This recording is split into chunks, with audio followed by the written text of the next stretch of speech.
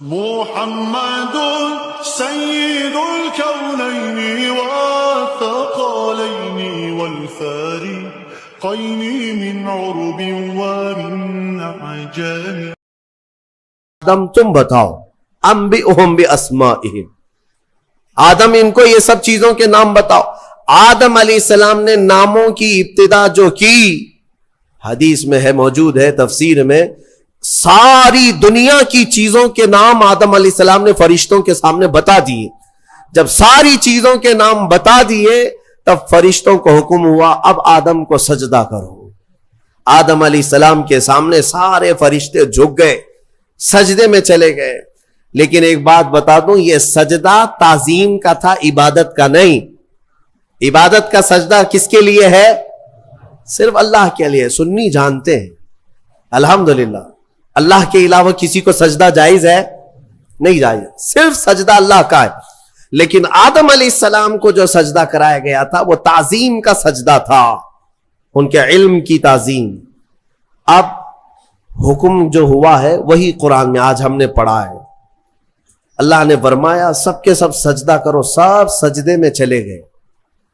پتہ ہے ایک تھا ابلیس جو غرور کی وجہ سے سجدہ نہیں کیا، کھڑا رہا. ابلیس کون ہے؟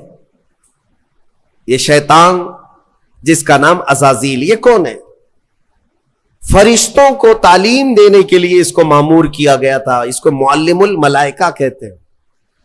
بعضوں نے اس کو فرشتوں میں شمار کیا، لیکن مفسرین کی اکثر رائے یہ ہے کہ وہ جنات میں سے تھا. ابلیس کس میں سے تھا؟ جنات میں سے تھا. لیکن فرشتوں کے ساتھ رہتا تھا، اس لیے حکم اسے بھی تھا. حالانکہ وہ اللہ کی بہت عبادت کیا ہے، بہت عبادت. اتنی عبادت کیا ہے کہ اس کے سجدے اگر زمین پر پھیلا دیے جائیں تو ایک رائی کے دانے کے برابر بھی جگہ خالی نہیں ہوگی. اتنے سجدے اللہ کی کر چکا، لیکن اس وقت سجدہ نہیں کیا. تو رب تعالیٰ نے سوال فرمایا قال ما منعک الا تسجد اذ امرتک، تو سجدہ کیوں نہیں کیا جبکہ میں نے تجھے حکم دیا تھا. قال انا خیر منہ، کہنے لگا اے مولا میں اس سے بہتر ہوں، آدم سے میں بہتر ہوں. خلقتنی من نار وخلقتہ من طین، تو نے مجھے آگ سے بنایا ہے اور اسے مٹی سے بنایا ہے. آگ بلند رہتی ہے، مٹی نیچے رہتی ہے. بلند آدمی نیچے والے کو سجدہ کیسے کرے؟ ہاں یہی غرور ہے. اب اس سے پتا چلا کہ کائنات کا سب سے پہلا گناہ وہ تکبر ہے، غرور، گھمنڈ، میں پن، کہ میں یہ ہوں اس کے سامنے کیوں جھکوں. یہ ابلیس کی یہیں سے خصلت شروع ہوئی.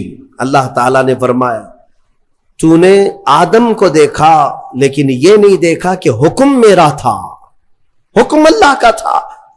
فاخرج منہا فإنک رجیم، آج سے تو ہمارے دربار سے نکل جا اس لیے کہ تو مردود ہو گیا. راندہ بارگاہ، ہمیشہ کے لیے اس کو مردود قرار دے دیا گیا. یہ واقعہ میں بتا رہا ہوں آپ کو، یہ آج سورہ اعراف کے شروع میں ہی آیا. تو ابلیس نے کہا اے اللہ تو نے مجھے نکال دیا اپنے دربار سے، فرشتوں کی جماعت سے، انظرنی الی یوم یبعثون، بس مجھے قیامت تک کی مہلت دے دے. بس رب تعالیٰ سے ڈائریکٹ چیلنج کر رہا ہے، اللہ سے چیلنج کر رہا ہے، مجھے تو ٹائم دے دے. بس کیا کرے گا؟ کہتا ہے قال رب بما اغویتنی لاقعدن لهم صراطک المستقیم، بس تو مجھے ٹائم دے دے، قیامت تک تیرے جتنے بندے آئیں گے میں سیدھے راستے پر بیٹھ جاؤں گا. ثم لآتینہم من بین ایدیہم ومن خلفہم وعن ایمانہم وعن شمائلہم ولا تجد اکثرہم شاکرین. کہتا ہے میں تیرے سیدھے راستے پر بیٹھوں گا، جو بھی اس راستے سے گزرے گا کبھی میں اس کے سامنے سے آؤں گا، کبھی پیچھے سے، کبھی دائیں سے، کبھی بائیں سے، کسی نہ کسی طرح اس کو اس راستے سے میں ہٹا دوں گا. اے رب تیرے بندوں میں تو شکر کرنے والے نہیں پائے گا. اللہ کو یہ چیلنج کر رہا ہے. دوسری آیتوں میں یہ تک کہا اس نے قال فبعزتک لاغوینہم اجمعین، تیری عزت کی قسم اے اللہ. عزت اس کو بھی معلوم ہے اللہ تعالی, اور قسم بھی اللہ کی عزت کی کھا کر کہہ رہا, تیری عزت کی قسم میں تیرے سارے بندوں کو گمراہ کروں گا, سارے بندوں کو گمراہ کروں گا. رب تعالیٰ سے چیلنج کیا. رب نے فرمایا قال انک من المنذرین, جا تجھے ٹائم دیا جاتا ہے, مہلت ہے تجھے, جتنا ٹائم چاہیے پورا لے لے. ٹائم ہی نہیں, طاقت بھی دے دی گئی, قوت بھی دے دی گئی. دنیا میں جتنی تیزی سے ایک جگہ سے دوسری جگہ جانا ہے سب تجھے دے دیا گیا, جا بہکا لے. کتنوں کو بہکاتا ہے.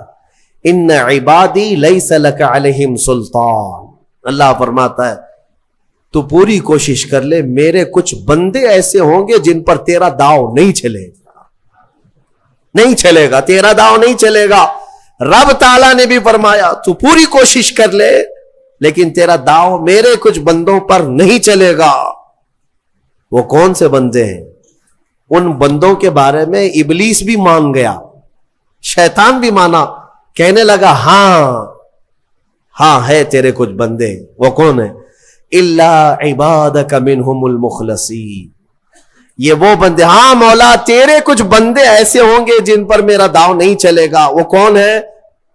وہ بندوں کی جماعت کو مخلصین کی جماعت کہا جاتا ہے, کہ وہ اگر عبادت کرتے ہیں تو نہ ادھر دیکھتے نہ ادھر دیکھتے ہیں, وہ خالص تیری رضا کے لیے کرتے ہیں. تو جو لوگ دنیا میں صرف اور صرف اللہ کی رضا کے لیے نیک کام کرتے ہیں, یقین کے ساتھ میں کہتا ہوں ان پر شیطان کا داؤ بھی نہیں چلے گا. شیطان ان لوگوں کو نہیں گمراہ کرے گا. مخلصین کی جماعت, مخلصین کون ہے میرے عزیزو؟ دکھاوے کے لیے کرنے والے مخلصین نہیں, اپنے رب کی رضا کے لیے. یہاں پر ایک روایت ملتی ہے, قیامت کے دن جنتیوں کا جب انصاف ہو جائے گا نا, پورے جنتی ایک طرف ہوں گے, ان جنتیوں میں بھی 3 کیٹیگری ہیں, جنتیوں میں بھی 3 جماعتیں. ایک جماعت اللہ نے ان سے فرمایا کہ اے بندو تمہاری بخشش ہو گئی, تمہارے لیے جنت کا پروانہ ملا, تم جنت جا رہے ہو, یہ بتاؤ تم جنتی عمل کیوں کرتے تھے دنیا میں, تم نیک کام کیوں کرتے تھے؟ آج جنت تمہارے لیے ہو گئی نا, پاس ہو گئے, پاس ہونے کے بعد پوچھا جا رہا ہے. تو وہ جماعت کہتی ہے اے مولا ہمیں تیری دوزخ سے بہت ڈر لگتا تھا, بہت ڈر لگتا تھا, اس کے ہولناک عذابات, اور تیری دوزخ سے ڈر کر کے ہم نیک کام کرتے تھے. اللہ فرماتا ہے ٹھیک ہے میں تم سے راضی ہو گیا, تم جنت میں جاؤ. دوسری جماعت, ان سے پوچھا جائے گا تم کیوں کرتے تھے؟ یہ سیکنڈ کیٹیگری ہے جنتیوں کی. تم کیوں نیک کام کرتے تھے؟ تم بھی پاس ہو گئے. وہ کہیں گے مولا قرآن میں اور حدیث میں تیرے رسول سے ہم نے جنت کی اتنی نعمتوں کا ذکر سنا تھا, وہاں کے محلات, وہاں کی خوشبوئیں, وہاں کی حوریں, وہاں کے غلمان, تو شوق تھا کہ جنت میں جائیں, اس لیے نیک کام کرتے تھے. تیری جنت کی خواہش نے ہم سے نیک کام کروائے. رب تعالیٰ فرماتا ہے جاؤ تم سے راضی اور تمہارے لیے جنت ہے, چلے جاؤ. تیسری ایک جماعت ہوگی جنتیوں کی, یہ لاسٹ کیٹیگری, ان سے پوچھا جائے گا میاں آپ بھی پاس ہو گئے, جنت میں جا رہے ہو نیکیوں کی وجہ سے, تم کیوں نیکیاں کرتے تھے؟ وہ کہیں گے کہ مولا ہم نہ جنت کے لیے کرتے تھے نہ دوزخ کے لیے, ہم تو خالص تیری رضا کے لیے کرتے تھے, تو راضی ہو جا, بس ہمارا مقصد اتنا تھا. تو رب تعالیٰ فرمائے گا جاؤ میں تم سے راضی ہو گیا اور جنت میں جاؤ. وہ جماعت کھڑی ہو جائے گی, نہیں جنت میں نہیں جانا ہے, اگر جنت میں جائیں گے تو پھر بدلہ ہو جائے گا, معاوضے کے طور پر ہو جائے گا. پھر ہم کو اندر جانے کے بعد دوسرے لوگ تانا ماریں گے تم بھی جنت کے لیے کرتے تھے, وہاں بولے کچھ اور ہو, ہم نہیں جائیں گے جنت میں. رب تعالیٰ پھر دوبارہ فرمائے گا کیا ہے مومنوں میں تم سب سے راضی ہوں, تم میری رضا کے لیے کر رہے تھے, میں راضی ہوا, جاؤ جنت میں. وہ کہیں گے مولا نہیں جنت میں جائیں گے تو پھر یہ مسئلہ آ جائے گا کہ تم جنت کے لیے کیا کرتے تھے, ہم تو تیری رضا کے لیے کرتے تھے. یہاں تک کہ روایت میں فرمایا گیا فرشتوں کو حکم ہوگا کہ ان کو بیڑیاں پہنا اور کھینچ کے جنت میں لے جاؤ. یہ مخلصین کی جماعت تھی. یہ لالچ میں عبادت نہیں کیے اور نہ ہی ڈر کر کے کیے, یہ خالص اللہ کی رضا کے لیے. اور اسی جماعت کے بارے میں شیطان بھی کہتا ہے ان پر میرا داؤ نہیں چل سکے گا, ان پر میرا حربہ نہیں چل سکے گا. اسی لیے میں مومنوں سے گزارش یہ کرتا ہوں کہ اعمال میں اخلاص پیدا کرو. اخلاص صرف اور صرف اللہ کے لیے, نہ کسی کو ڈر کر, نہ کسی کے لیے. عبادتیں نہیں, اللہ کے لیے. تم اپنی آخرت کو سوچو. میں ایک بزرگ کے متعلق پڑھا تھا, 30 سال تک انہوں نے پہلی صف میں نماز ادا کی جماعت کے ساتھ, ایک نماز بھی نہیں چھوٹی, تکبیر اولا بھی نہیں چھوٹی. 30 سال تک, توجہ چاہتا ہوں, 30 سال تک ایک نماز میں ایک جماعت نہیں چھوٹی اور پہلی تکبیر بھی نہیں چھوٹی, پہلی صف میں کھڑے رہتے تھے. 30 سال کے بعد ایک دن مغرب میں آئے تو ایک رکعت ہو گئی. 30 سال کے بعد ایسا موقع آیا, پیچھے رہ گئے. تو پھر جب آئے دیکھا کہ صفیں تو لگ گئی ہیں, پیچھے جگہ مل رہی تھی, تو انہوں نے شرم کے مارے, ڈر کے مارے, سب لوگ کیا کہیں گے, ابھی 30 سال سے جس کی جگہ پکی ہے آج تو ہے نہیں, چھوٹ گیا پیچھے, تو پیچھے سے ہی گھر چلے گئے. گھر چلے گئے, گھر میں جا کر نماز پڑھ لیا. عشاء میں اس ڈر سے نہیں آئے کہ سب لوگ سوال کریں گے مغرب میں کہاں تھے, کہاں تھے, کہاں تھے.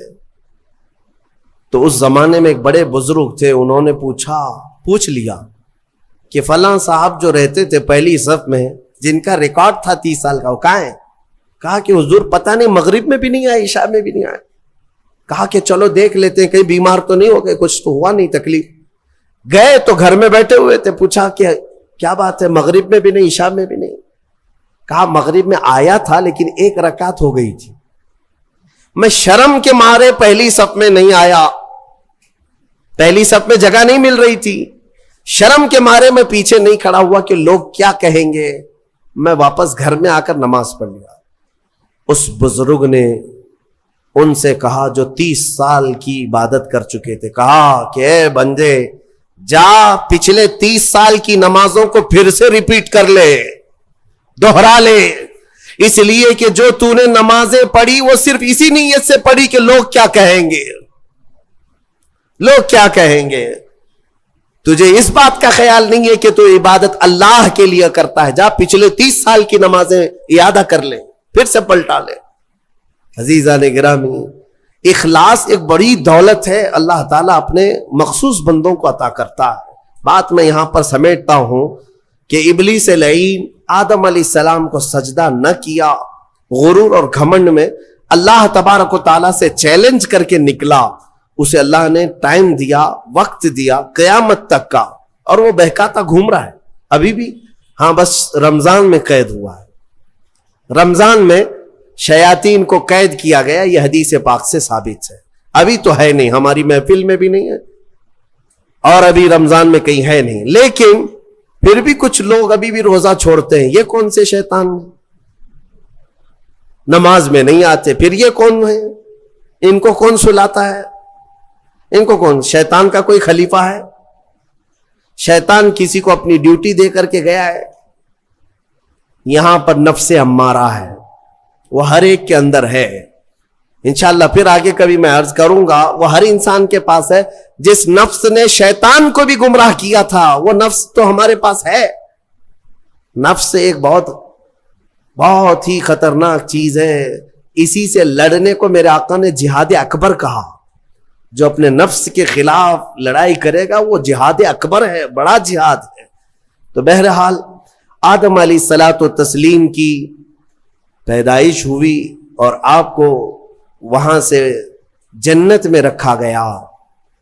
اب یہاں پر کچھ باتیں مجھے عرض کرنی ہے, وہ یہی ہے کہ آدم علیہ السلام کو جب ساری چیزوں کے نام بتائے گئے اور سب کچھ علم دیا گیا اور پھر جنت میں رکھا گیا. جنت کیسی ہے؟ وہاں کسی چیز کی کمی ہے؟ کوئی چیز کی کمی نہیں, ساری نعمتیں ہیں. لیکن اس کے باوجود آدم علیہ السلام کو کچھ بے قراری تھی. کیوں؟ اس لیے کہ انسان جو ہے تنہا نہیں رہتا, انسان کو کوئی دوسرا انسان چاہیے. انس سے بنا ہے انسان. انس کہتے ہیں محبت کو, اس کے فطرت میں ہے, یہ کھچاؤ, دوسرے کے ساتھ اس کا کھچاؤ ہے, لگاؤ ہے, دوست بناتا ہی ہے, اکیلا نہیں رہے گا انسان. تو آدم علیہ السلام کو جو یہ بے قراری تھی وہ تنہا ہونے کی, پھر ایک دن اللہ رب العزت نے ان کی بائیں پسلی سے کچھ حصہ نکالا اور اس سے ایک عورت کو بنایا گیا, وہ حضرت حوا تھی. ہاں, اتنی بات میں آپ کو بتا دوں, آدم علیہ السلام کی پیدائش وہ کس جگہ ہوئی اللہ بہتر جانے, کوئی تو جگہ ہوگی, لیکن عورت کی پیدائش تو جنت کے اندر ہوئی. کہاں ہوئی ہے؟ جنت کے اندر ہوئی ہے. ہاں, جنت میں پیدا ہوئی ہے عورت, یہ اس کا مقام ہے, اور یہ جنتی چیز ہے. اللہ تبارک و تعالیٰ نے اس میں جو خوبصورتی رکھی ہے عورت کے اندر, وہ جنت کی کشش ہے. جب حضرت آدم علیہ السلام حضرت حوا کو دیکھتے ہیں, آپ کو پتا ہے حضرت حوا دنیا کی سب سے خوبصورت عورتوں میں سے ایک ہے, سب سے خوبصورت تھی. آدم علیہ السلام ان کی طرف ہاتھ بڑھانے لگے. رب تعالیٰ کا حکم ہوا, آدم تمہارے لیے حلال نہیں, تم اس کا مہر ادا کرو, مہر ادا کرو. مہر دینا یہ جنتی قانون ہے, آج بھی ہمارے نکاح میں مہر رکھا جاتا ہے. آدم علیہ السلام نے عرض کیا کہ مولا, میں یہاں کس چیز کا مالک ہوں, کیا چیز مہر میں دوں؟ رب تبارک و تعالیٰ نے فرمایا, آدم تمہاری اولاد میں اخیر زمانے میں میرا ایک محبوب نبی پیدا ہوگا, جس کو آسمانوں میں احمد, زمینوں میں محمد کہا جائے گا. آدم تم اس پر 20 بار درود بھیجو, یہ حوا کا مہر ہو جائے گا. شیخ عبدالحق محدث دہلوی رحمت اللہ علیہ نے بھی اس کو لکھا ہے, آپ اندازہ کرو ہماری ماں کا مہر درود پاک ہے. ہماری ماں ہمارے باپ کے لیے حلال ہوئی تو درود کے صدقے میں حلال ہوئی. اور جس کو درود سے چڑ ہے اسے سوچنا چاہیے کہ حلال ہونے کا طریقہ آدم علیہ السلام کے لیے حضرت حوا درود رکھا گیا. درود کے منکر تو کہاں جائے گا, کیا اپنے ماں باپ کے بارے میں شک کرے گا؟ آدم علیہ السلام اس کے بعد حضرت بی بی حوا کو چھوتے ہیں, دونوں مزے سے رہ رہے تھے. قرآن میں اللہ فرماتا, یا آدم اسکن انت وزوجک الجنت فکلا منہا حیث شئتما. رب فرماتا ہے تم اور تمہاری بیوی جنت میں رہو, جو چاہے کھاتے رہو, جہاں سے من کرے کھاؤ. جنت میں گھومتے رہو, پھرتے رہو, ساری چیزیں تمہارے لیے اب حلال ہیں.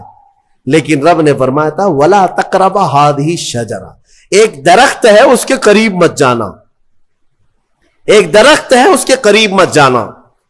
اللہ کی طرف سے منع تھا, وہ درخت کے قریب جانے کی ممانعت آئی تھی.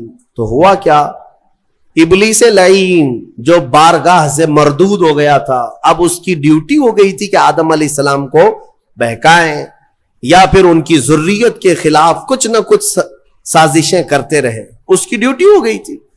اس وقت تک وہ فرشتوں میں بھی جاتا آتا تھا, جنت کے دروازے تک بھی پہنچتا تھا. روایات یہ بتاتی ہیں کہ ایک دن جنت کے قریب وہ گیا, آدم علیہ السلام اور حضرت حوا کو بلایا, کہا کہ تمہیں پتا ہے اس درخت کے قریب جانے سے کیوں منع کیا گیا ہے؟ آدم علیہ السلام نے پوچھا کیا بات ہے؟ کہا اس درخت میں ایک پھل ہے, اگر تم کھا لو گے نا, الا ان تکونا ملکین او تکونا من الخالدین, تم یا تو فرشتے بن جاؤ گے یا ہمیشہ جنتی بن جاؤ گے. ہاں, اگر کھا لیے تو ہمیشہ کا ہو جائے گا, پکے ہو جاؤ گے. اس لیے تمہیں روکا گیا ہے, کھانے سے روکا گیا ہے کہ تم کنٹینیو نہ ہو جاؤ, یہاں پہ ہمیشہ کے نہ ہو جاؤ. آدم علیہ السلام اس کی باتوں میں نہیں آئے, لیکن اندر آنے کے بعد حضرت حوا بار بار کہنے لگی آدم علیہ السلام سے کہ ایک بار پھل کھا کے تو دیکھتے ہیں, کھا کر کے تو دیکھتے ہیں. حضرت آدم علیہ السلام نے منع کیا, رب تبارک و تعالیٰ نے قریب جانے سے منع کیا ہے, وَلَا تَقْرَبَ هَذِهِ الشَّجَرَةَ. اب یہاں پر شیطان نے ایک لاجک سکھائی, منطق. ہاں, قریب جانے سے منع کیا نا, درخت کا پھل کھانے سے تھوڑی نہ منع کیا. تو حضرت بی بی حوا نے پھل توڑ کر کے آدم علیہ السلام کو بھی پیش کیا، خود بھی کھائی۔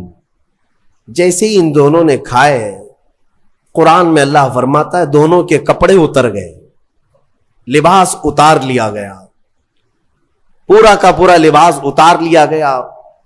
جنت کے کچھ درختوں کے پتوں سے انہوں نے اپنا جسم چھپایا، پھر فوراً حکم آیا اللہ کا، قال اہبطوا، اتر جاؤ تم سب کے سب، تم سب اتر جاؤ جنت سے، زمین پر جاؤ، اس لیے کہ اللہ تعالیٰ نے جس چیز سے روکا تھا تم نے وہ کھا لیا۔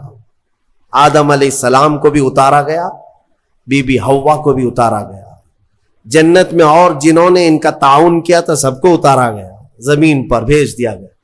اور پھر الگ الگ آدم علیہ السلام کو سرندیپ پہاڑ پر جو سری لنکا میں ہے آج، حضرت حوا کو جدہ میں سعودی عرب میں، اتنا لمبا فاصلہ، اور پوری بھری دنیا میں دو ہی لوگ ہیں اور ایک ادھر ایک ادھر۔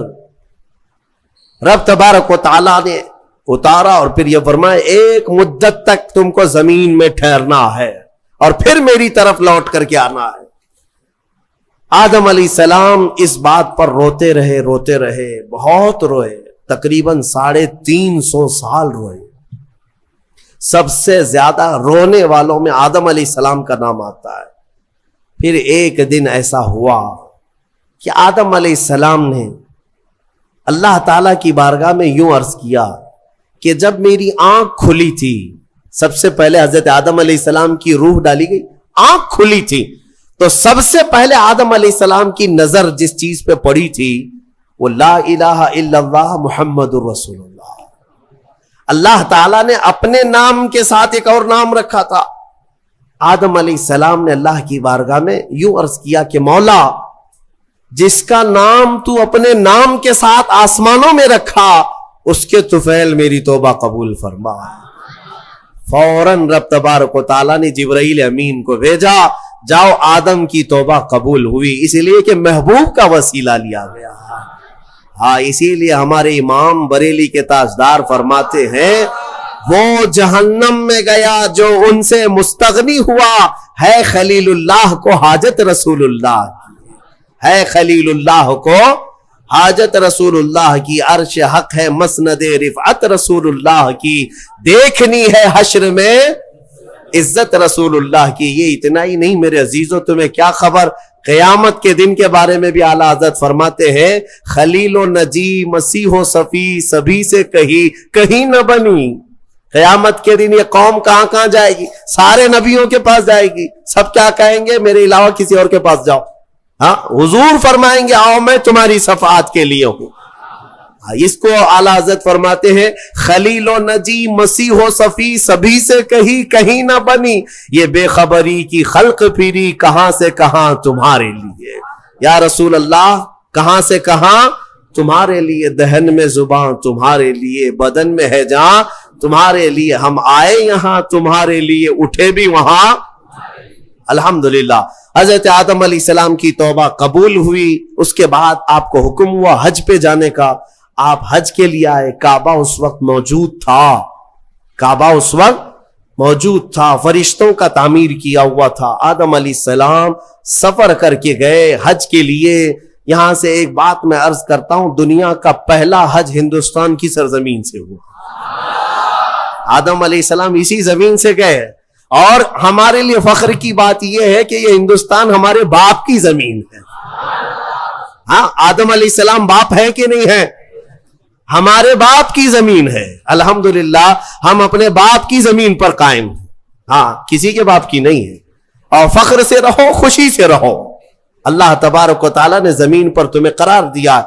آدم علیہ السلام جب وہاں پہنچے تو عرفات کے میدان میں حضرت حوا سے ملاقات ہوئی، پھر اس کے بعد زندگی کی ابتدا ہوئی، اولاد شروع ہوئی آدم علیہ السلام کی، پھر نسل انسانی کا ایک بہت بڑا سلسلہ شروع ہوا، اور اسی نسل انسانی کی برکت ہے کہ ہم اور آپ زمین پر آج موجود ہیں، اسی آدم علیہ السلام کی نسل سے۔ ایک اور بات خاص طور پر عرض کرنا ہے، وہ یہ ہے کہ آدم علیہ السلام کہاں سے اتارے گئے تھے؟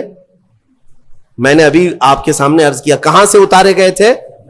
جنت سے اتارے گئے تھے، جنت سے اتارے گئے، اور جہاں سے آئے ہیں وہیں پر جانا چاہیے. اسی لیے کہا گیا انسان کو کہ تیرا اصلی وطن جنت ہے. تیرا اصلی وطن کیا ہے؟ جنت ہے. بچہ جب ماں کے پیٹ سے پیدا ہو کر کے دنیا میں آتا ہے تو روتا آتا ہے نا، دیکھا ہے نا آپ نے، روتے ہوئے آتا ہے. کیوں روتے ہوئے آتا ہے؟ بزرگوں نے فرمایا، خود میرے مرشد گرامی حضور تاج الشریعہ رحمت اللہ تعالی تشریح فرماتے تھے کہ بچہ روتا ہوا اس لیے آتا ہے کہ اس کا اصلی وطن چھوٹ گیا. کون سا؟ جنت میں تھی. ہماری روحیں آنے سے پہلے کہاں تھی؟ جنت میں تھی. اصلی وطن جب بھی چھوٹتا ہے تو روتا ہوا آتا ہے. اور اسی لیے شاعر کہتا ہے، شاعر کیا کہتا ہے کہ یاد داری کے وقت زادنے تو ہما خنداں بودند تو گریاں. اے انسان تجھے معلوم ہے جب تو پیدا ہوا تھا سب ہنس رہے تھے اور تو رو رہا تھا. ماں بھی ہنس رہی تھی، باپ بھی ہنس رہا تھا، خوشی میں سب پیڑے بانٹ رہے تھے، جلیبیاں بانٹ رہے تھے، سب خوش تھے کہ تو پیدا ہو. لیکن تم کیا کر رہے تھے؟ تم تو روتے ہوئے آئے تھے. چنا زی کے وقت مردنے تو ہما گریاں بودند تو خنداں. شاعر کہتا ہے اے انسان اب زندگی ایسی گزار کر جا کہ جب تیرے جانے کا وقت ہو تو سب رو رہے ہوں اور تیرے لبوں پہ مسکراہٹ. تو ہنستا ہوا جا. کون ہنستا ہوا جائے گا؟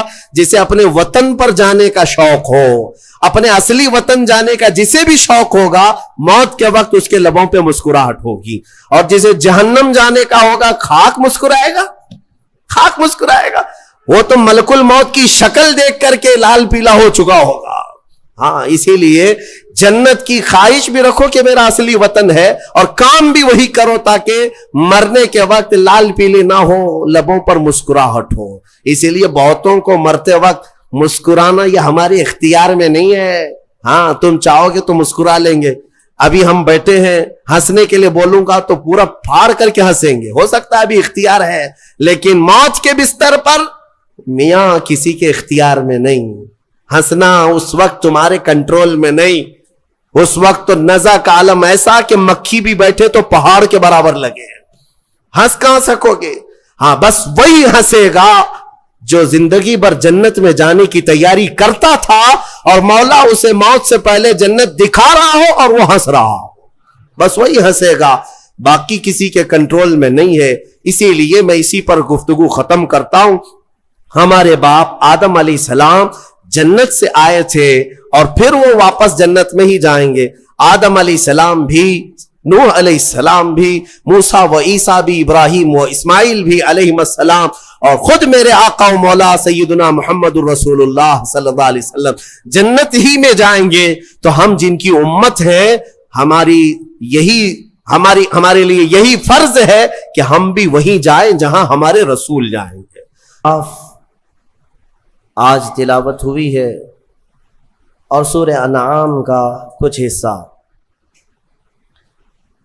8ویں پارے میں جو خاص سورہ اعراف میں ذکر آیا ہے وہ انسان کی تخلیق کا ذکر. یعنی سب سے پہلے اللہ تبارک و تعالیٰ نے انسان کو جو بنایا، یعنی سیدنا آدم علیہ السلام کو، اس کا ذکر آیا ہے. اللہ تبارک و تعالیٰ نے فرمایا قرآن میں وَلَقَدْ خَلَقْنَاكُمْ ثُمَّ صَوَّرْنَاكُمْ، ہم نے تمہیں پیدا کیا اور پھر اچھی صورت بھی دی. اور صرف پیدا کر کے اچھی صورت ہی نہیں دیا، بلکہ قرآن میں مولا فرماتا ہے ثُمَّ قُلْنَا لِلْمَلَائِكَةِ اسْجُدُوا لِآدَمَ، پھر ہم نے فرشتوں سے کہا کہ تم آدم کو سجدہ کرو. یہ تخلیق کی جو ابتدا ہے، اس کے متعلق جو روایات ملتی ہیں تفاسیر میں، چند باتیں میں عرض کرتا ہوں. آدم علیہ الصلاۃ والتسلیم کو جب پیدا کرنا اللہ تبارک و تعالیٰ نے ارادہ فرمایا تو فرشتوں سے فرمایا، فرشتوں سے یوں کہا کہ میں زمین میں اپنا ایک نائب بنانا چاہتا ہوں، اپنا خلیفہ. اب اندازہ کریں انسان کو اللہ نے اپنا خلیفہ فرمایا. نائب کس بات کا؟ خلیفہ کیا ہوتا ہے؟ یعنی اللہ تبارک و تعالیٰ کے احکام کو زمین پر نافذ کرنے والا. اسی کو خلیفہ کہیں گے. خلیفہ کا مطلب وہ مت سمجھو آپ جو پیر صاحب کے خلیفہ ہوتے ہیں. اللہ تبارک و تعالیٰ کی رضا کے مطابق اس زمین پر زندگی گزارنے والا اور احکام الہیہ کو ہی نافذ کرنے والا وہ خلیفہ ہے زمین پر. تو فرشتوں سے جب اللہ نے یہ فرمایا تو فرشتوں نے کہا کہ اے رب تو ایسے کو اپنا خلیفہ بنائے گا جو زمین میں جانے کے بعد قتل و غارت کرے گا، خون ریزیاں کرے گا، فساد کرے گا. ہم تو تیری اچھی تسبیح کرتے ہیں، ہم تیری پاکی بولتے ہیں، تیری عبادت تو ہم پوری کرتے، تو انسان کو اپنا نائب اور خلیفہ کیسے بنائے گا؟ رب تبارک و تعالیٰ نے فرمایا انی اعلم ما لا تعلمون، جو میں جانتا ہوں وہ تم نہیں جانتے. یہاں سے کچھ باتیں سمجھ میں آتی ہیں. فرشتوں کو کیسے پتا تھا کہ زمین پہ جانے کے بعد یہ خون ریزی کرے گا، فساد کرے گا؟ لوگ تو رسول کے علم غیب کا انکار کرتے ہیں، وہ تو فرشتوں کی بات ہے. ابھی انسان کو بنایا بھی نہیں ہے، زمین پہ بھیجا بھی نہیں ہے، اس سے پہلے ہی فرشتے کہہ رہے ہیں کہ ایسے کو تو خلیفہ بنائے گا جو زمین میں جانے کے بعد فساد مچائے گا، قتل و خون ریزی کرے گا. صاف الفاظ ہیں قرآن پاک میں. میرے عزیزو، فرشتوں نے جنات کے حالات کو دیکھا تھا. پہلے جنات بنائے گئے تھے، زمین پر بھیجے گئے تھے، انہوں نے خوب فساد مچایا، یہاں خوب قتل خون ریزیاں کی. پھر زمین سے انہیں جزیروں کی طرف بھگایا گیا. تو تفسیر میں کہا گیا ان واقعات کو دیکھ کر شاید فرشتوں نے عرض کیا ہو. اور بعض نے فرمایا اتنا غیب کا علم تو اللہ نے فرشتوں کو بھی دیا کہ انسان کی وہ فطرت سے واقف تھے، اس لیے انہوں نے یوں کہا. اب اللہ تبارک و تعالیٰ نے جو فرمایا میں جو جانتا ہوں وہ تم نہیں جانتے، یقیناً حق ہے. پھر آدم علیہ السلام کو بنانے کا کام شروع ہوا. کیسے؟ فرمایا گیا زمین کی مختلف جگہوں کی مٹی اٹھانے کا حکم دیا گیا. زمین کی الگ الگ جگہ کی مٹی اٹھا لائیں. کئی روایات ہیں اس میں. جبرائیل علیہ السلام آئے، زمین کی الگ الگ جگہ سے مٹی وہ جمع کر رہے تھے. تو زمین نے بھی رونا شروع کیا کہ مجھ سے مٹی لے جا رہا ہوں، اس سے انسان بنایا جائے گا، پھر یہ واپس آئے گا میرے ہی اوپر فساد کرے گا، خون ریزیاں کرے گا. پتہ چلا زمین کو بھی معلوم ہے، زمین کو بھی معلوم ہے بعد میں ہونے والی چیزیں. تو جب زمین نے رونا دھونا کیا تو یہ روایات بعض تفاسیر میں ہے.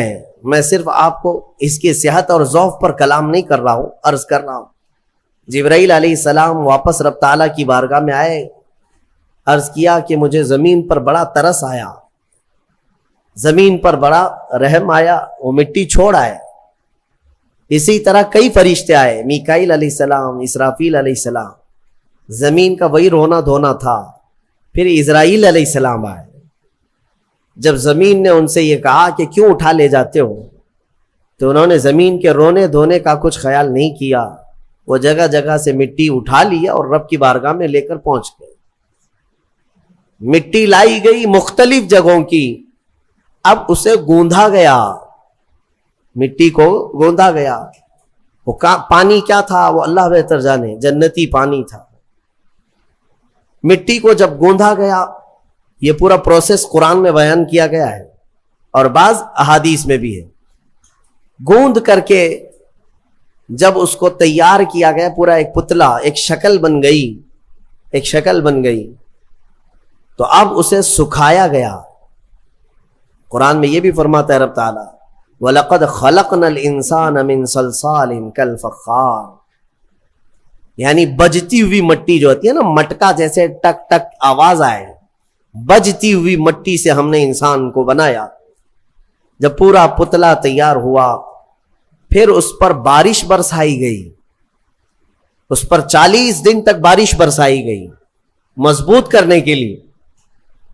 اب اس پتلے پر جو بارش برسی اس کے بارے میں بزرگوں نے فرمایا 40 دن کی بارش میں 39 دن تک غم کی بارش ہوئی، 1 دن خوشی کی بارش ہوئی. اس لیے انسان کی زندگی میں غم زیادہ ہے، خوشیاں کم ہیں. عید تو سال میں ایک ہی بار آتی ہے، خوشیاں کم ہیں، غم زیادہ ہے. تو یہ 40 دن کی بارش کے بعد اب جب اس پوری شکل کو اللہ تبارک و تعالیٰ نے ترتیب دیا. ہاں ایک بات یہ بھی میں بتا دوں, اللہ تبارک و تعالیٰ قادر مطلق مسبب الاسباب, جب وہ دنیا کی تخلیق پر آئے تو کن کہے تو سب ہو جائے. کن فیکون, قرآن میں وہ رب تعالیٰ فرماتا ہے ہو جا تو سب ہو جاتے ہیں. ہو جا, زمین کو اس نے کہا ہو جا تو زمین بچھ گئی. ایسا نہیں کہ الگ الگ بیڈ ڈالا گیا ہو کہیں سے. رب تبارک و تعالیٰ وہ قادر مطلق ہے, کن سے ساری چیزوں کو وجود میں لے آئے. لیکن انسان کو جو بنایا گیا, یہاں پر بھی ہو سکتا ہے کہہ دیا جائے ہو جا تو ہو جاتا, تیار ہو جاتا, لیکن باضابطہ ایک پروسیس سے اسے گزارا گیا ہے, یہ اس کی شان کے لیے. اچھا یہ تو مجھے نہیں معلوم, ہاتھ بنائے گئے, پیر بنائے گئے, پیٹ بنایا گیا, گردن بنائی گئی, سب کچھ تو شکل دی گئی ہے نا, فرشتوں کے ذریعے سے دی گئی ہے. لیکن فرمایا گیا انسان کے چہرے کو اللہ نے اپنے دست قدرت سے بنایا. اسی لیے چہرے کو عیب مت لگاؤ کسی, یہ اللہ کی تخلیق ہے, اللہ کی تخلیق ہے. تم گالیاں دینے میں ایسے ہی کہہ دیتے ہو کہ ٹیڑھے چہرے والا, ہاں نکٹا, کنکٹا, یہ سب الفاظ ایسے ہیں جو اللہ کی تخلیق کو تم گالی دے رہے ہو. چہرے کو عیب لگانا اللہ کو ہرگز پسند نہیں, اللہ کی تخلیق ہے. اور یہ مختلف جو رنگوں کے لوگ پیدا ہوئے یہ مٹی کی وجہ سے ہے. زمین کی مٹی کہیں کی لال ہے, کہیں کی کالی ہے, کہیں کی پیلی ہے, کہیں کی سفید ہے. تو جس کے خمیر میں یعنی جس طرح کی مٹی زیادہ اثر کر گئی وہ رنگ وہ لے کر کے آتا ہے. انسانوں میں بھی کچھ کالے ہیں, کچھ گورے ہیں, کچھ لال ہیں, کچھ سانولے ہیں, الگ الگ شکلیں ہیں. اور الگ الگ یہ رنگ جو ہے یہ مٹی کی وجہ سے ہے. مٹی کی خاصیت جس پر جیسی ہوگی اس طرح کا وہ رنگ لے آئے گا. ہاں اسی لیے اس پر صبر بھی کر لے جاؤ جو رنگ تمہارے پاس ہے, کہ یہ ہماری خمیر میں ہے, یعنی ہماری سرشت میں اس کو داخل کیا گیا اس رنگ کو. یعنی اگر کسی کے کانٹینٹ میں مینوفیکچرنگ میں ہی وہ چیز آ گئی ہو تو بعد میں پاؤڈر لالی لگانے سے کیا ہونے والا ہے. لہذا اس بات کی فکر میں مت رہو کالے ہیں تو میں گورا ہو جاؤں. اور کچھ لوگ ایسے بھی ہیں, میں نے دیکھا ہے انگریزوں کو وہ نمک والی مٹی لگا کر سمندر کے کنارے ننگے سوتے, تھوڑا کالے ہونے کا شوق ہے ان کو, تھوڑا کالے ہونے کا شوق ہے کیونکہ اجلے زیادہ ہے, اور ادھر کالوں کو گورے ہونے کا شوق زیادہ ہے. اس کا مطلب یہ ہے کہ یہ کسی چیز میں انسان قناعت نہیں کرتا, اسے صبر نہیں ہے, کسی چیز پر یہ راضی نہیں ہے. تو بہرحال اس بات پر راضی ہو جاؤ کہ میرے مولا کی تخلیق ہے یہ, اور اس نے جیسا پسند کیا ویسے مجھے بنایا. بس اس بات پر صبر آ جائے گا. کوئی بھی اپنا چہرہ آئینے میں دیکھے تو دعا بھی میرے آقا نے کیا سکھائی پتہ ہے؟ دعا بھی چاہے کالے آدمی ہو, گورے آدمی ہو, کسی بھی طرح کے ہو, ایک ہی دعا حضور نے تعلیم دی, ایک ہی دعا. آئینہ دیکھو تو یہ دعا پڑھو, اللہم حسنت خلقی فحسن خلقی. اے اللہ تو نے میرا چہرہ کتنا اچھا بنایا ہے, مولا اسی طرح میرے اخلاق بھی اچھے بنا. یہ دعا حضور نے فرمائی. تو کیا کالا آدمی یہ دیکھ کر کے دعا نہیں کرے گا؟ سانولا نہیں دعا کرے گا؟ ہر آدمی یہی دعا کرے گا کہ اے اللہ تو نے میرا چہرہ کتنا اچھا بنایا, کتنا اچھا بنایا. ہاں دعا یہی کیا کرو کہ اللہ نے سب کے چہرے اچھے بنائے, تمہیں اندازہ نہیں ہے. اور چہرے کو عیب لگانا اتنا گناہ ہے. میں آپ کو بتاؤں, آپ کی کیفیت جو ہے نا, آپ کی کیفیت, آپ اتنے خوبصورت ہیں, اتنے خوبصورت ہیں جس کا آپ کو خود کو اندازہ نہیں ہے. خلیفہ ہارون رشید نے اپنی بیوی سے ایک دن رات میں 14ویں کا چاند چمک رہا تھا, باہر یہ لوگ رات میں سوئے ہوئے تھے. بادشاہوں کو ایسی کبھی نہ کبھی شرارت سوچتی ہے, کہہ دیا کہ بیگم اگر تو یہ 14ویں کے چاند سے زیادہ خوبصورت نہیں نکلی تو تجھے طلاق. اگر بیوی اس سے زیادہ خوبصورت نہیں نکلی تو تجھے طلاق. آپ یہ جملہ نہ کہیں. وہ خلیفہ تھا, وہ بادشاہ تھا, اس نے کہا اب طلاق کا لفظ یہ معمولی نہیں ہے, گالی نہیں ہے, یہ گولی ہے. ہاں بعض لوگ یہ سمجھتے ہیں گالی دینے کے لیے بیوی کو طلاق کہا ہے. میاں گالی نہیں ہے، یہ رشتے ختم ہو جاتے ہیں. دوسرے دن یہ مسئلہ اٹھا، ملکہ نے، بیگم نے مسئلہ رکھا کہ آخر میری طلاق ہوئی یا پھر میں نکاح میں ہوں. یہ کیسے پتا چلے گا کہ میں چاند سے زیادہ خوبصورت ہوں کہ نہیں؟ یہ کون بتائے گا؟ تو بہت سارے علماء اس بحث میں مشغول ہو گئے، سبوں کو عاجزی آ گئی. بڑے فقیہ تھے اس زمانے میں، ایک بہت بڑے فقیہ، ان کے پاس جب یہ مسئلہ پہنچا، غالباً امام شافعی رحمۃ اللہ، تو ان کے پاس یہ مسئلہ پہنچا تو یہ جو بڑے فقیہ تھے انہوں نے پوچھا کہ کیا مسئلہ ہے؟ کہا کہ ایسے ایسے خلیفہ ہارون رشید نے کہا ہے.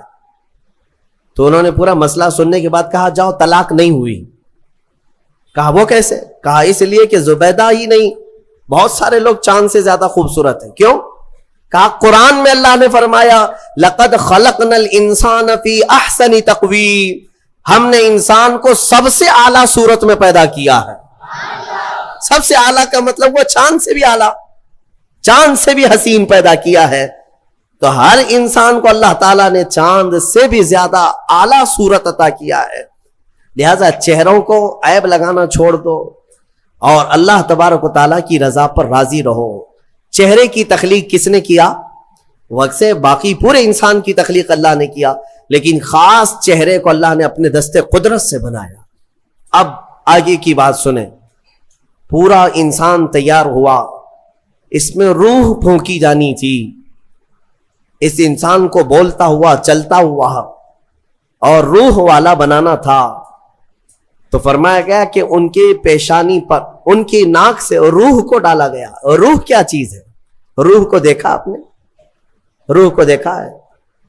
ہاں، اس مسئلے میں تو ساری دنیا آج بھی پریشان ہے. قرآن میں بھی یہ سوال کیا ہے، صحابہ نے آ کر سوال کیا تھا اور اللہ نے جواب بھی دیا. آج دوسری قوموں والے بھی اس بات کو مانتے ہیں کہ آتما ایک نراکار ہوتی ہے، یعنی دکھتی نہیں ہے، روح دکھتی نہیں ہے، لیکن ہے کیا چیزیں؟ تو رب تبارک و تعالیٰ نے فرمایا یسألونک عن الروح قل الروح من امر ربی.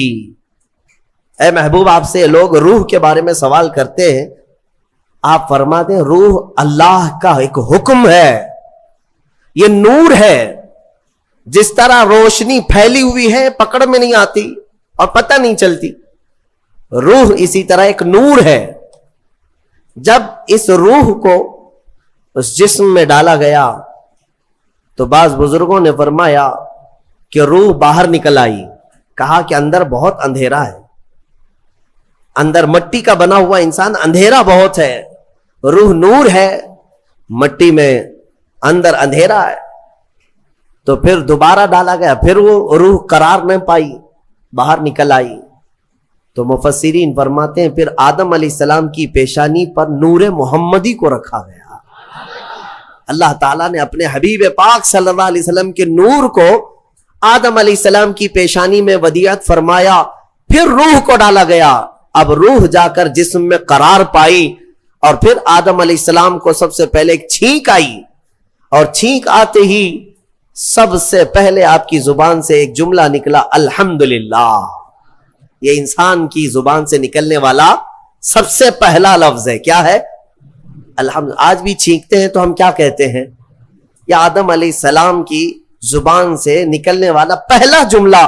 لیکن کمال تو دیکھیں، رب تعالیٰ نے اپنا آخری کلام قرآن اپنے حبیب پر اتارا بھی ہے تو اس کی ابتدا بھی کہاں سے فرمایا؟ الحمدللہ رب العالمین. قرآن کی ابتدا کہاں سے ہے؟ الحمدللہ سے. تو انسان کو یہ بتانا ہے کہ اے بندے، تیری جو اصل ابتدا ہے وہ الحمدللہ سے ہے، جہاں قرآن ابتدا کر رہا ہے، اور قرآن کے ساتھ رہے گا تو حقیقی زندگی پائے گا. اب آدم علیہ السلام جب بیدار ہوئے تو اب سنیے اللہ تعالیٰ نے کیا کیا.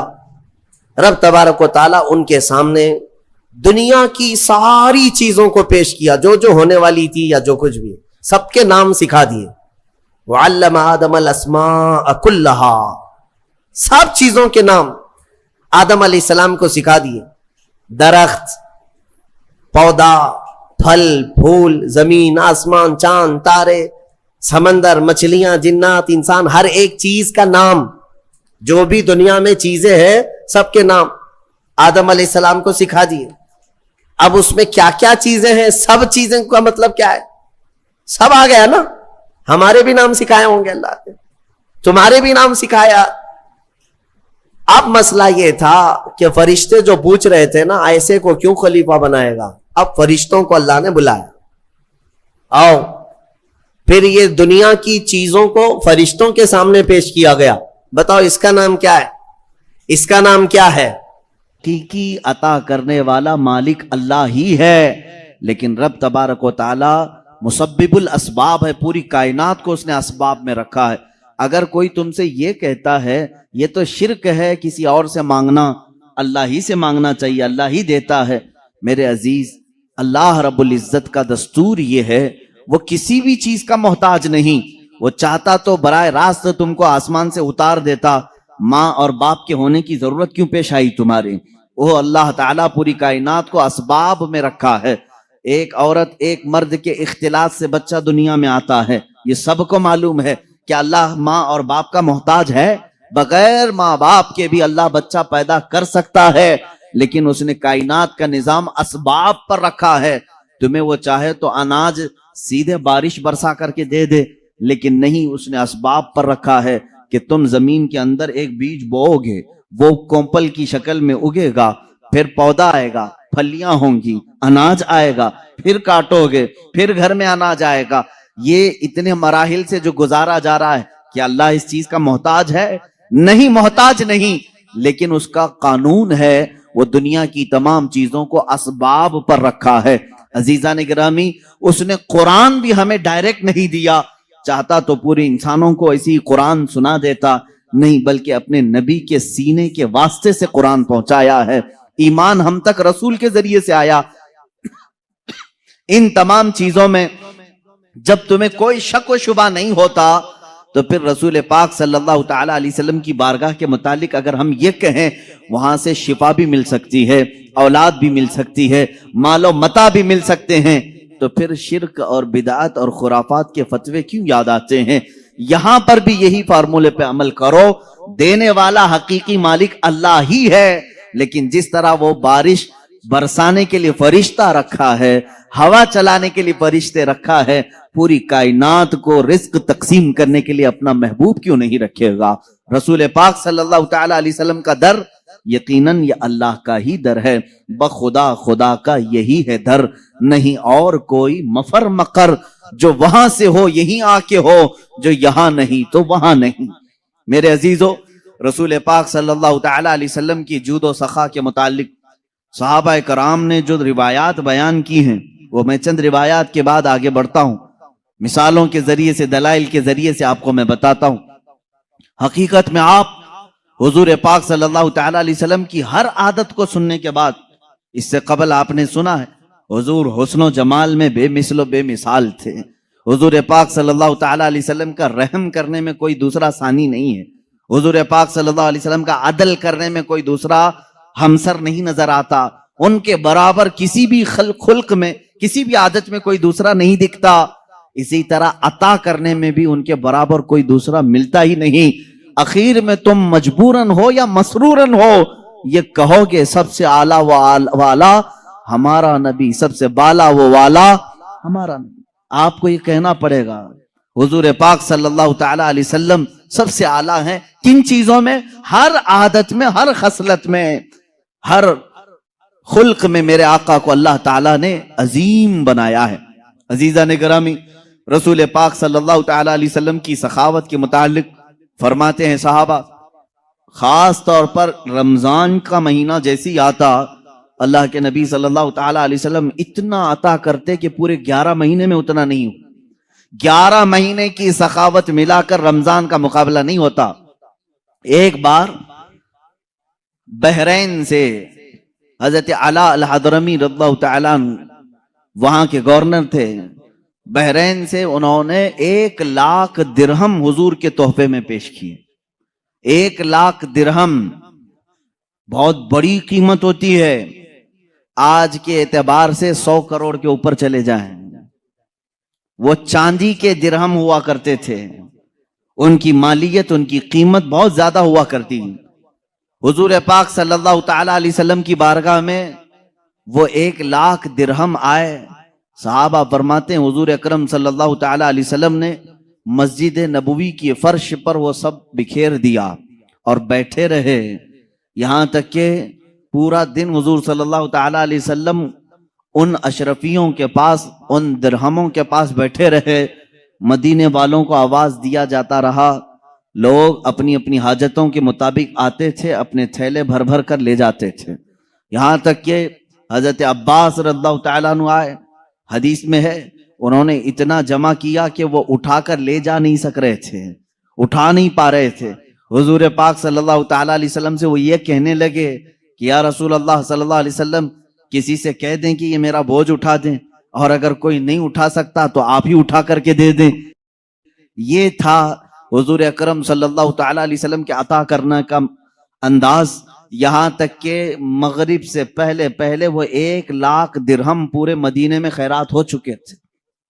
1,00,000 درہم رسول پاک صلی اللہ تعالی علیہ وسلم نے پورے عطا کر دیے, پورے عطا کر دیے. میرے عزیزو, بانٹنے والا اس زمانے میں جتنا بھی ہو, ہم میں سے کوئی ہو, لیکن سخاوت کے اس اعلیٰ مقام کے ایک چھوٹے سے حد تک ہم نہیں پہنچ سکتے. ہم اپنا پہلے دیکھیں اس کے بعد, اور حکم بھی یہی ہے.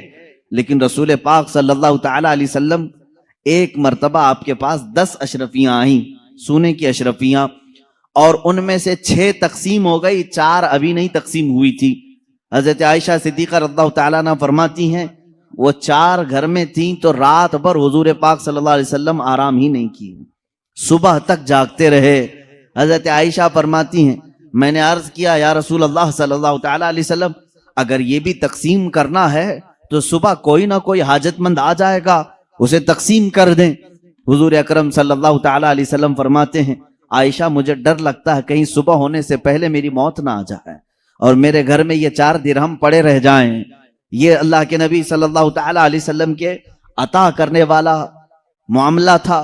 ایک بار حضرت عائشہ صدیقہ رضی اللہ تعالیٰ عنہ فرماتی ہیں یہ آخری زمانہ ہے میرے آقا صلی اللہ علیہ وسلم کا, گھر میں تشریف لائے اور ارشاد فرمانے لگے میری ازواج مطہرات میں سے جس کے پاس بھی سونا یا چاندی ہے اگر وہ چاہے تو اللہ کی بارگاہ میں صدقہ کر دے.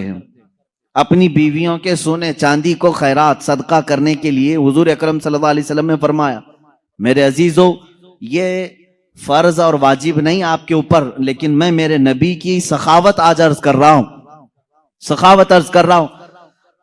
ازواج مطہرات نے پوچھا یا رسول اللہ صلی اللہ تعالی علیہ وسلم کیا آج سے آپ کی بیویوں پر سونا چاندی پہننا حرام ہو گیا, کیا ہم گھروں میں سونا چاندی نہیں رکھ سکتی؟ جواب سنیں میرے آقا صلی اللہ علیہ وسلم ارشاد فرماتے ہیں یقیناً تم رکھ بھی سکتی ہو, پہن بھی سکتی ہو. سونا اور چاندی زیورات تمہارے لیے حلال ہیں, رکھ بھی سکتی ہو, پہن بھی سکتی ہو, مگر تمہارے شوہر محمد صلی اللہ تعالی علیہ وسلم اپنے متعلق فرماتے ہیں میرا یہ ارادہ ہے, میری یہ تمنا ہے کہ میں دیکھ رہا ہوں میرا آخری وقت آ چکا ہے, میں اپنے رب کے حضور جانے والا ہوں, تو میری یہ تمنا ہے کہ میں اس حال میں اللہ سے ملاقات نہ کروں کہ دنیا میں میرے گھر میں سونا اور چاندی پڑا ہوا ہو. میں سونے اور چاندی کا مالک بن کر کے اللہ کی بارگاہ میں نہیں جانا چاہتا, میں فقیرانہ زندگی میں اللہ کی حضور حاضر ہونا پسند کرتا ہوں. یہ رسول کریم صلی اللہ تعالی علیہ وسلم کے وہ اخلاق کریمانہ ہیں. عزیزان گرامی وقار, پوری زندگی پاک آپ دیکھیں مال سے محبت میرے آقا صلی اللہ علیہ وسلم نے نہیں فرمائی. ہاں آپ کے لیے قدر ضرورت, بلکہ آپ زندگی میں اسلام کی روش پر چلتے ہوئے کروڑوں کما لیں, اسلام اس کو ناجائز نہیں کہتا, لیکن اگر تمہارے اوپر مال کی محبت کا غلبہ آ گیا, وہ غالب آ گیا, تو یہیں سے تمہاری بربادی کے بھی دن شروع ہو جاتے ہیں. کبھی ایسا اگر دل میں آنے لگ جائے کہ مال پورا میرے پاس ہے, زکوٰۃ نکالوں کہ نہیں نکالوں, سمجھ جانا کہ مال نے تمہارے دل پر غلبہ کر لیا ہے.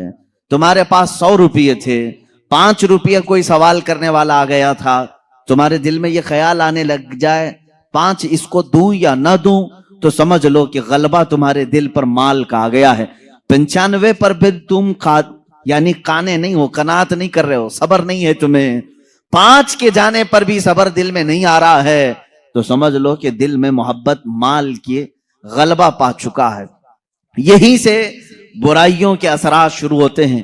جس دنیا کی اور جس مال کی مذمت شریعت میں آئی ہے وہ ہر مال کی نہیں ہے۔ آپ کماؤ، خوب کماؤ، لیکن ایسی ہی جیسے سمندر میں کشتی تیرتی ہے، سمندر میں کشتی تیرتی ہے، جب تک کشتی پانی کے اوپر چل رہی ہے اس کی زندگی ہے، اس کی بقا ہے، لیکن پانی اگر کشتی کے اندر آ گیا تو پانی میں وہ کشتی غرق ہو جاتی ہے، ڈوب جاتی ہے۔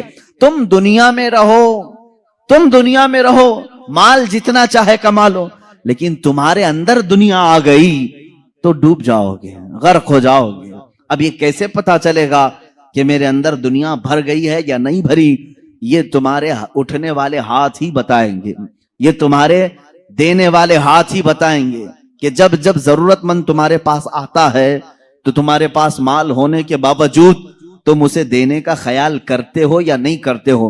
اگر کچھ بھی دینے کا خیال آیا ہے، اللہ کا شکر بجا لاؤ کہ اللہ نے تمہارے دل کو دنیا کی محبت سے پاک رکھا ہے، تم عطا کرنے والوں میں سے ہو، اور قیامت کے دن لوگوں کو دینے والا اور بانٹنے والا اللہ کا محبوب کہلائے گا، اللہ رب العزت کا وہ محبوب ہوگا، کیونکہ عطا کرنا اللہ کی صفت ہے، اور اس صفت پر جو دنیا میں عمل کرتا رہے گا وہ اللہ کا حبیب کہلائے گا۔ قیامت کے دن وہ پاکوں میں اور انعام پانے والوں میں شمار ہوگا۔ آج ان حالات سے ہم گزر رہے ہیں، ہم دیکھتے ہیں پریکٹیکلی دینے والے جو معاملات ہیں، اگر دل پر تمہارے بوجھ لگتا ہے کسی کو دے کر کے، یا پھر دینے کے بعد احسان جتانے والا جذبہ آتا ہے، سمجھ لو کہ تمہیں دنیا نے جکڑ رکھا ہے، تمہیں دنیا نے اپنے گھیرے میں لے رکھا ہے۔ حضور پاک صلی اللہ تعالی علیہ وسلم کی بارگاہ میں صحابہ نے سوال کیا تھا، دنیا میں طاقتور چیز کیا ہے؟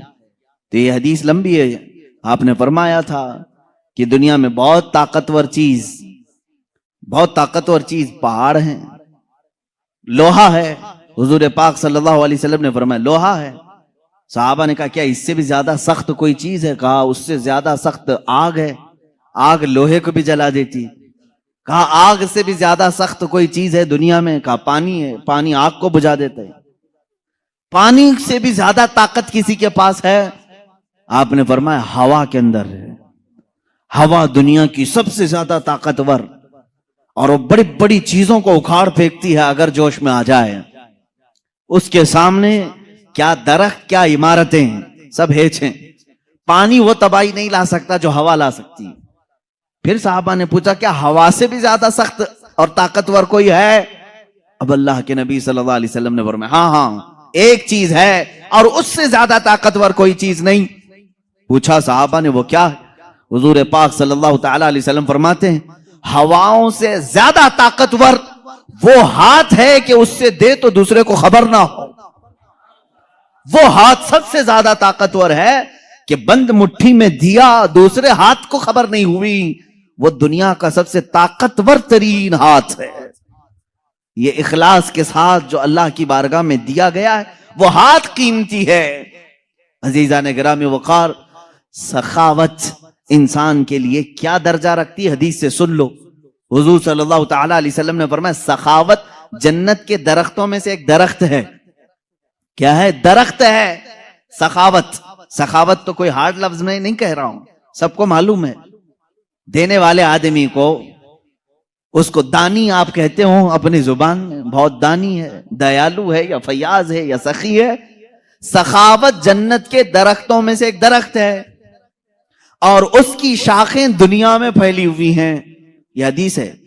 حضور صلی اللہ علیہ وسلم فرماتے ہیں اب دنیا میں جس نے اس کی شاخ پکڑ لی، جو دنیا میں سخاوت کیا، گویا کہ اس درخت کی شاخ کو اس نے پکڑ لیا، میرے آقا فرماتے ہیں یہ شاخ اسے اپنی جڑ تک جنت میں لے جائے گی۔